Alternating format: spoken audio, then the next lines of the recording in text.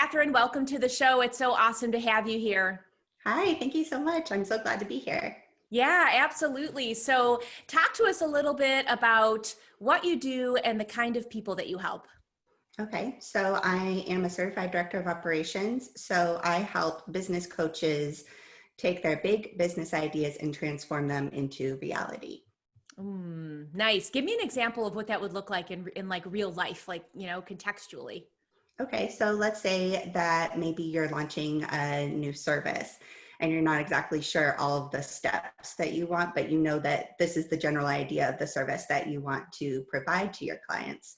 So you would give me that idea and I break it down into all the steps and then either pass it on to your team or we can work together to be able to make that idea become reality.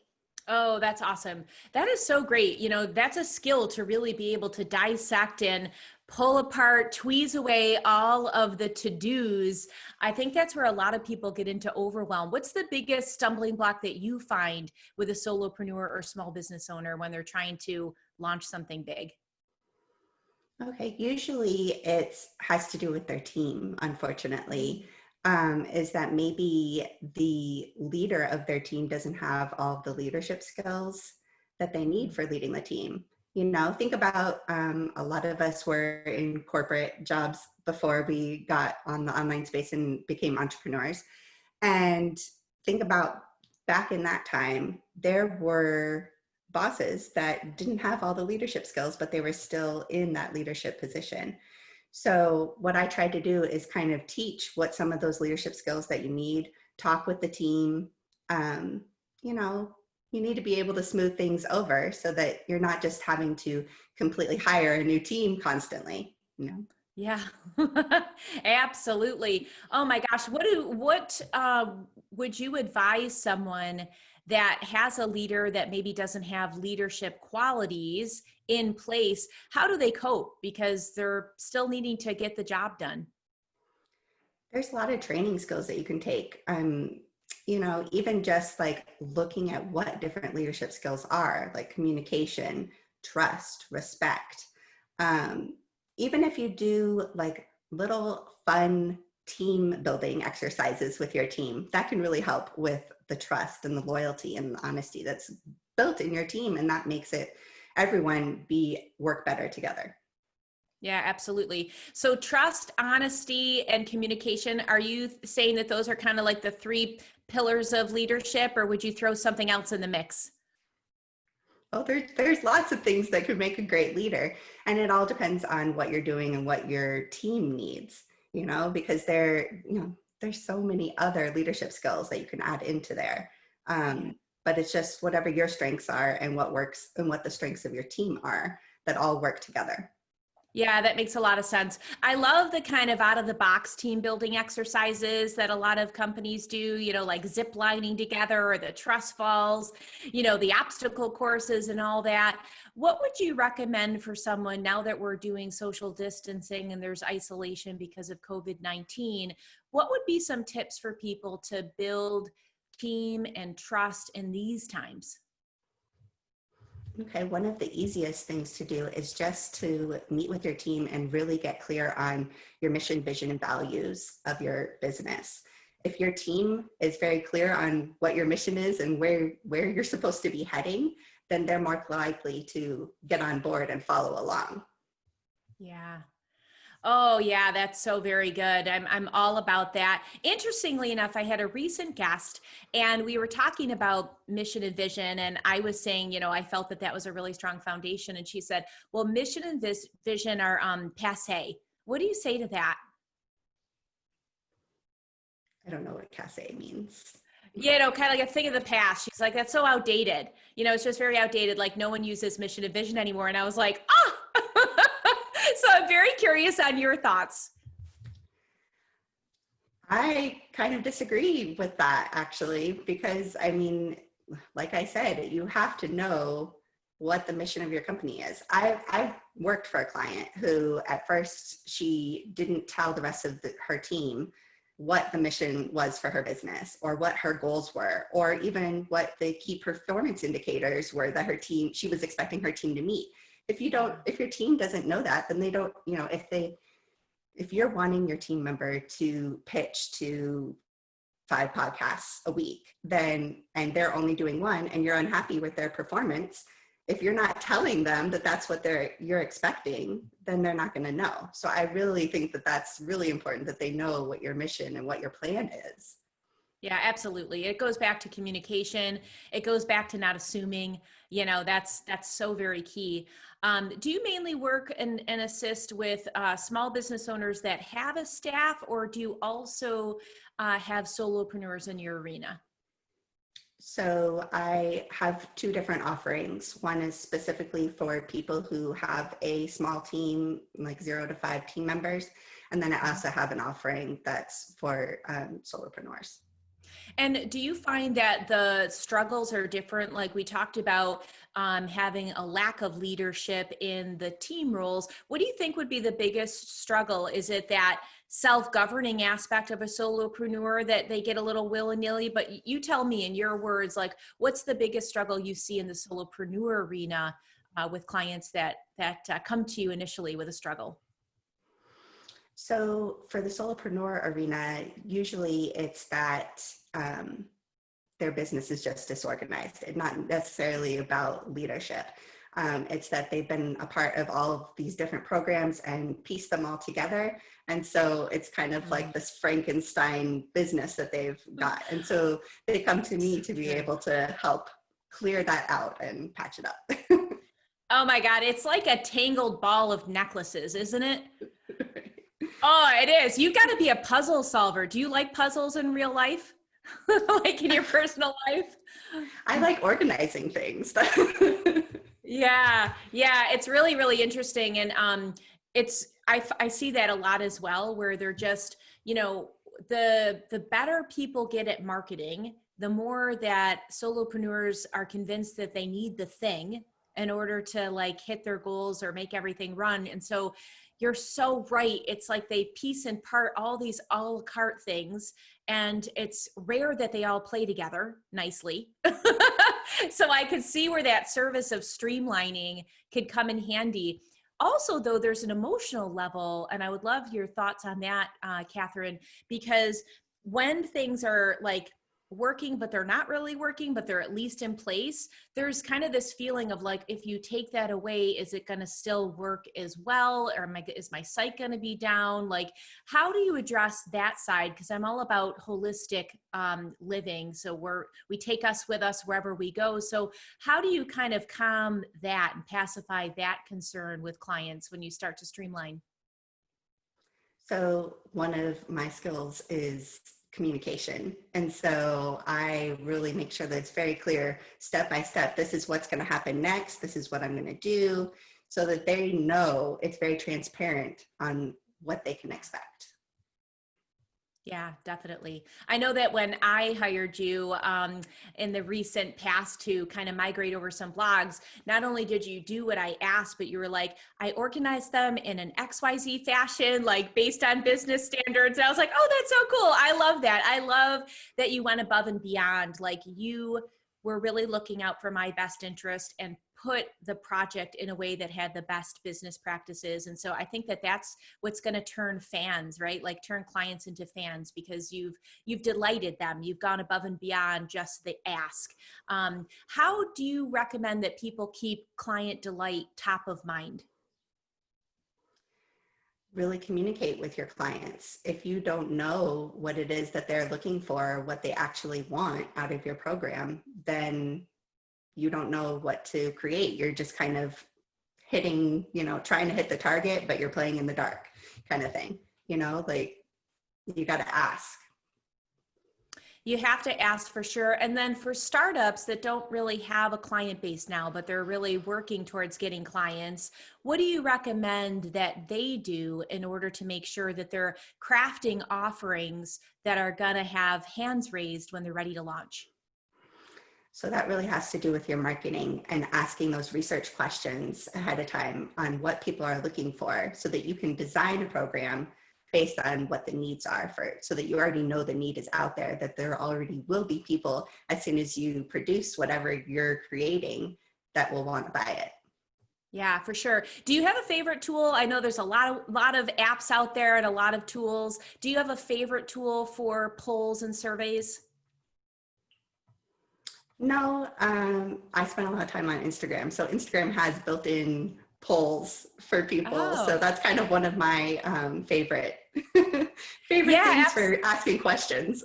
totally, absolutely. Cause yeah, I'm gonna be, putting a YouTube channel together. My VA was like, we need to do some Instagram polls to see what your audience is gonna want for the live launch for YouTube. And I was like, cool, that's fun. Like, it's something that I don't really utilize through Instagram. I mainly do like Typeform or a Google form to glean that information. But people are on mobile and they want it easy and fast and fun and animated. And why not absolutely use what's already built into an app instead of reinventing the wheel? I really like that. Do you have like a couple of questions for somebody that may be in that startup realm looking to curate, but they're kind of like, I don't really even know what to ask.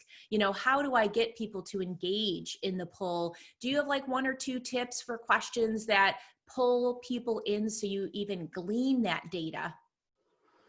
So really the key is to make it so that it's about connecting with them. So it's not, don't make it all business or all robotic, make it personal too. You've got to pull in something that will pull them in. Yeah. Oh, that's so good.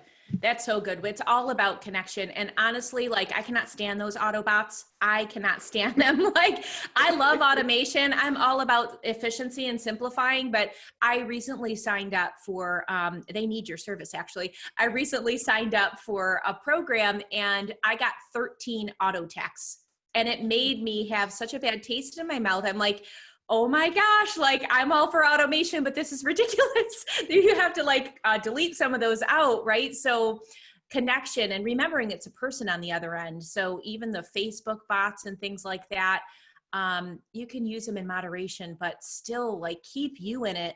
I don't know if you find, especially now with weeks on end of this isolation, but I think that people more and more and more want that like real human connection. And I feel that they're going to turn off if there's excessive automation because we're on information overload and we're desperately wanting to connect and have that honest communication. How have you seen it affect your work or your clients because of this new global, well, it's not a new global pandemic, but the global pandemic, the new normal that everyone's talking about? So the biggest change that I've seen in my client's business is just the marketing aspect, is wanting to change some of the wording of what they're putting out there to their clients. I have seen some people who are afraid of selling right now during this time. And so it's just kind of talking through why they're feeling that and how we can make it actually work in their business for them. I'm seeing that too. People are retreating. They don't want to add to the noise. They don't want to look sleazy or scammy. And I also know that there's been a few trolls and online haters with people in the beginning. I've been helping people do online courses since 2014. And people in this space, or people that like newly came into this space when this first happened and everyone was scurrying to figure out how to do Zoom and how to get, a course slapped up online so they could still have, revenue coming in. There was a lot of kind of like online haters and trolls really looking at that as kind of like an ambulance chaser type thing. Did you notice that as well? I did. And that's unfortunate that people were feeling like, you shouldn't be doing this. Everyone's their own unique business, their own unique way of doing things. And so I'm kind of like, don't judge until it all evens out. Absolutely, 100%. And intention is what matters, right? If your intent is service, if your intent is to solve a problem of your ideal client, then that's all that matters. Like your heart is open and you're following those rules versus this other avenue. And it is something though, to your point, where people are afraid to get out there. And what kind of tips or advice do you have for those that are hiding right now in the shadows or worried that they may be judged or it may come off salesy in a time of crisis? So the worst thing that people can say is no. So just mentally preparing yourself for that, number one. Number two, what does it mean if they say no? Is it really going to make any difference from where you are right now? No. So no is okay. Feel like no is okay. Oh, I like that. We need a bumper sticker. Yeah, it's perspective. It's really perspective. I know like some of the experts say, like, if you're going to fail, fail fast, right? And, we've all heard that Nelson Mandela quote where, I never lose, I just win or I learn. So I think, that really speaks to entrepreneurial resilience. And I would love for you to talk about a time in your business career where you had to exercise some of that entrepreneurial resilience. Okay. In every level of my business, there has been some kind of stumbling block that I've had to go over.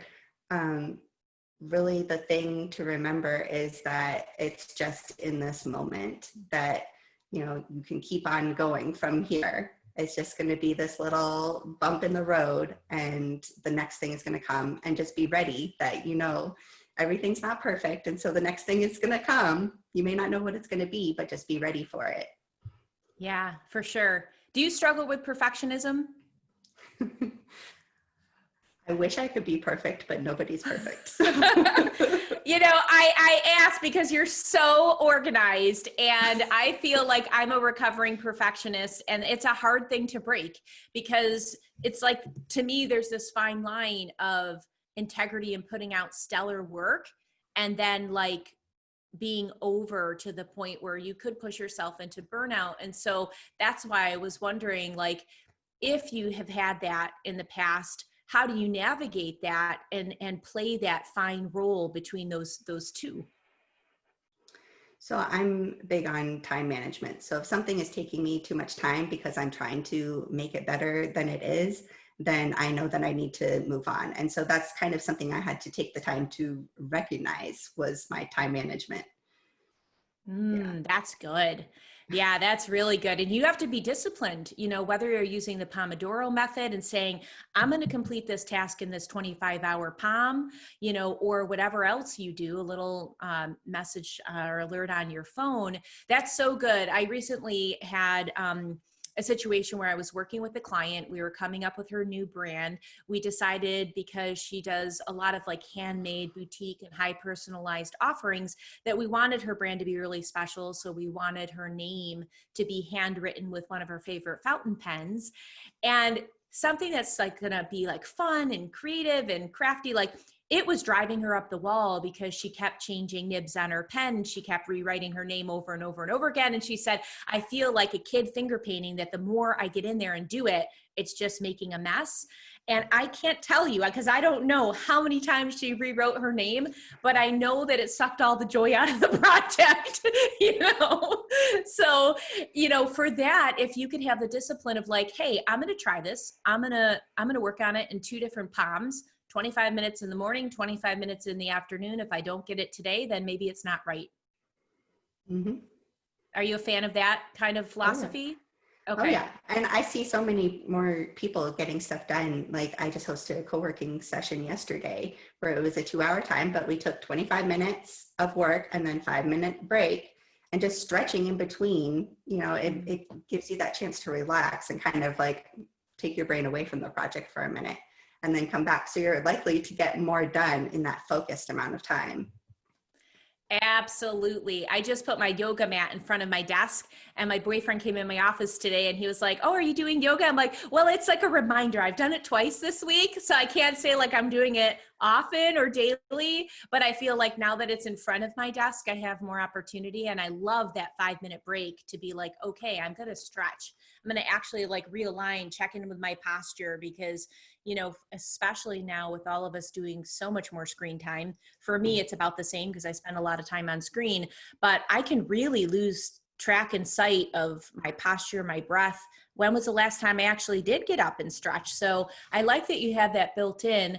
Have you increased your co-working sessions because of this time? Because I know that that's a really popular way for people to feel like they're not alone and it does increase productivity when you're with a group and you have that accountability setting?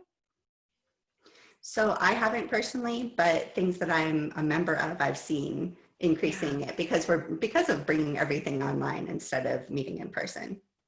Yeah, definitely. I really like that. What kind of new and exciting things do you have on the docket, like as we move further into 2020?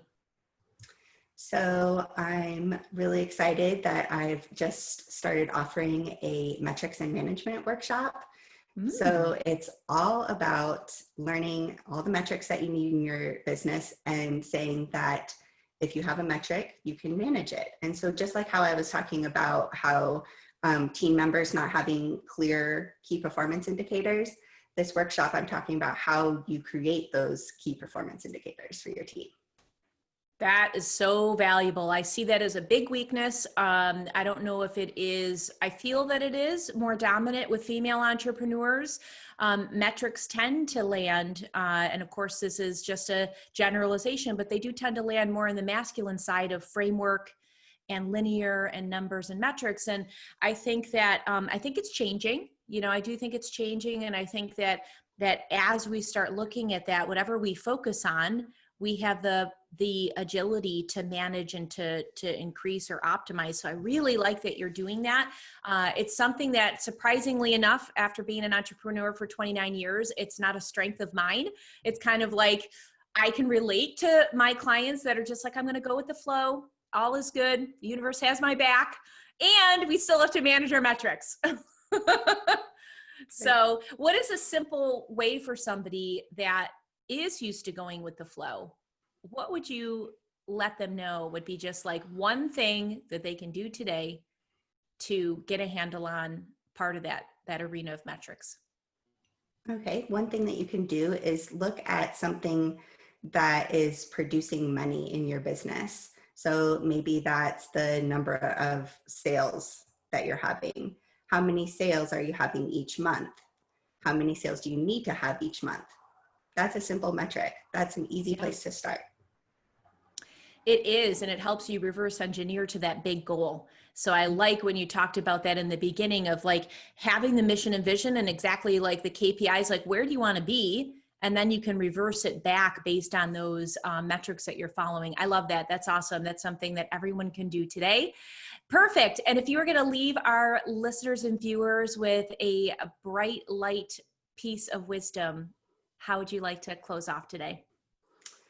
I once heard the saying where you have the staircase is all in front of you, but all you need to do today is take the first step.